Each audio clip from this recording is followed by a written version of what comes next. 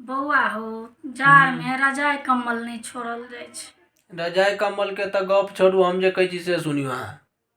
कहक। हमर भाई साहब छथिन रिलेशन में। अच्छा उनकर बियाह होय वाला रहन। अच्छा।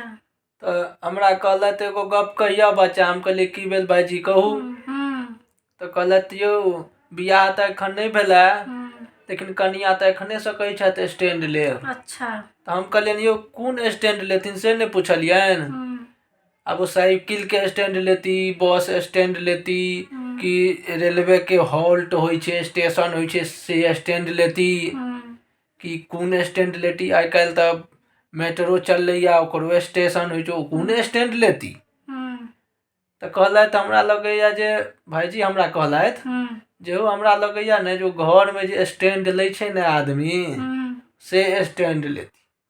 लेकिन हंसलखिन भाईजी हमर बड। अच्छा। एहि पर अहाँ की कह चाहे छी कहियो।